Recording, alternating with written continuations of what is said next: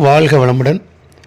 10ஆம் வகுப்பு சமூக அறிவியல் தேர்வு காலாண்டு தேர்வுக்கு மாணவர்கள் தயாராகிட்டு இருப்பீங்க. ஸோ கிட்டத்தட்ட பார்த்திங்கன்னா 16 பாடங்கள் உங்களுக்கு இருக்கும். வரலாறில் 5 பாடம், புவியியலில் 5 பாடம், குடிமையியலில் 3 பாடம், பொருளியலில் 3 பாடம்.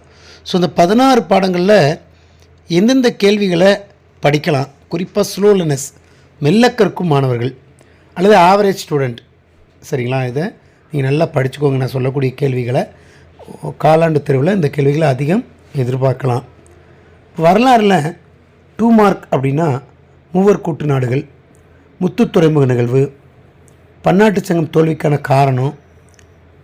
அடுத்து பார்த்திங்க அப்படின்னா இது 2 மார்க் ஐரோப்பிய போர்க்குணம் வாய்ந்த தேசியவாதத்தின் 3 வடிவங்கள், பதுங்கு குழி போர் முறை, சரிங்களா. இந்த கேள்விக்கு அதிக முக்கியத்துவம் கொடுத்து படிக்கலாம். கண்டிப்பாக ஒரு கேள்வி இடம்பெற வாய்ப்புகள் அதிகம். அடுத்து 5 மார்க் அப்படிங்கும்போது முதல் உலகப் போர் ஏற்பட காரணங்கள், அந்த 7 ஹெட்டிங், 2ஆம் உலகப் போரின் விளைவுகள் ஒரு 3 ஹெட்டிங் வரும்.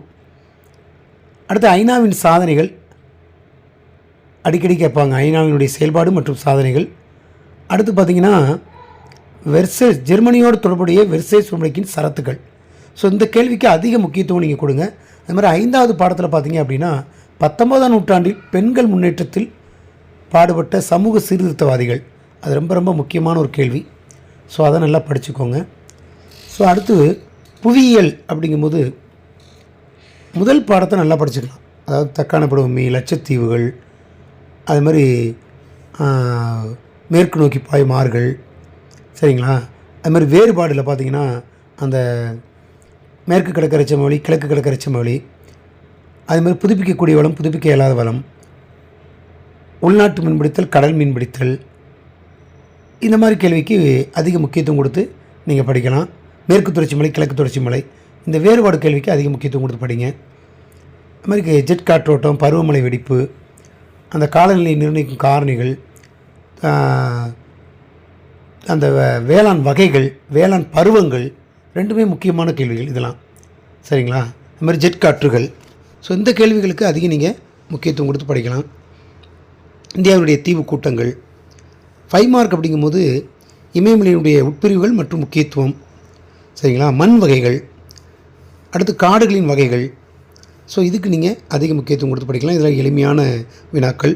அதுமாதிரி குடிமையியல் அப்படிங்கும்போது அடிப்படை உரிமைகள் விளக்கி எழுதுறது 5 மார்க்கில். இந்திய அரசியலமைப்பின் சிறப்பு கூறுகள், சரிங்களா, ரொம்ப முக்கியமான கேள்வி இது. அதேமாதிரி பிரதம அமைச்சரின் பணிகள் மற்றும் அதிகாரங்கள், குடியரசுத் தலைவரின் பணிகள் மற்றும் அதிகாரங்கள், ரெண்டில் ஏதாவது ஒரு கேள்வி கண்டிப்பாக கேட்டுக்கிட்டே இருக்கிறாங்க. அதே மாதிரி குடியுரிமை என்பதன் பொருள், அரசியலமைப்பு என்பதன் பொருள். ஸோ இந்த கேள்விக்கு செம்மொழிகள், இதெல்லாம் நல்லா படிக்கலாம். அடுத்து பார்த்திங்க அப்படின்னா அந்த ரிட்டும்பாங்க, அதாவது நீதி பேராணை. ஸோ அது படித்து வச்சுக்கலாம். நிதி மசோதா குறிப்பு வரைக, அந்த கேள்வி 2 மார்க் அடிக்கடி கேட்பாங்க. குடியரசுத் தலைவர் அதற்கான தகுதிகள் அல்லது குடியரசுத் தலைவர் எவ்வாறு தேர்ந்தெடுக்கப்படுகிறார், கொஸ்டினை கவனித்து எழுதணும், அந்த மாதிரி கேள்விகள். இதுக்கு 2 மார்க் அதிக முக்கியத்துவம் கொடுத்து நீங்கள் படிக்கலாம். 5 மார்க்கும் போது அடிப்படை உரிமைகளை விளக்கி எழுதுக, இந்திய அரசியலமைப்பின் சிறப்பு கூறுகள். இந்த 2 கேள்வியில் ஒரு கேள்வி உறுதியாக வரும். ஸோ நல்லா படிச்சுக்கோங்க. அதே மாதிரி குடியரசுத் தலைவரின் அதிகாரங்கள், பணிகள் ஏற்கனவே சொல்லியிருக்கேன். ஸோ அடுத்து பார்த்தீங்க அப்படின்னா பொருளியலில் நாட்டு வருமானம் என்ன, தல வருமானம் என்றால் என்ன, இந்த கேள்வி அடிக்கடி கேட்குறாங்க. அதே மாதிரி பார்த்திங்க அப்படின்னா உலகமயமாக்கல் என்றால் என்ன, உலகமயமாக்கலின் வகைகள், அந்த கேள்விகள் எதிர்பார்க்கலாம். அதே மாதிரி 5 மார்க் அப்படிங்கும்போது நாட்டு வருமானம் கணக்கிடக்கூடிய வழிமுறைகள், அதாவது மொத்த உள்நாட்டு உற்பத்தி கணக்கிடும் வழிமுறைகள் நல்லா படிக்கலாம். இப்போ நம்ம சொல்கிறது ஃபுல்லாக பார்த்திங்கன்னா ஸ்லோலனஸ்க்கு ஆவரேஜாக இருக்கக்கூடிய மாணவர்களும் இதை படிச்சுக்கலாம். இது போக காலக்கோடு, அதே மாதிரி வரைபட பயிற்சி, இந்திய வரைபட பயிற்சி, உலக வரைபட பயிற்சி. ஸோ இதை நல்லா நீங்கள் பார்த்து வச்சுக்கிட்டாலே கிட்டத்தட்ட ஒரு 70லேருந்து 80 மதிப்பெண்கள் தாராளமாக வாங்கலாம். ஒன்வேர்டெலாம் நல்லா படிச்சுக்கோங்க, சரிங்களா.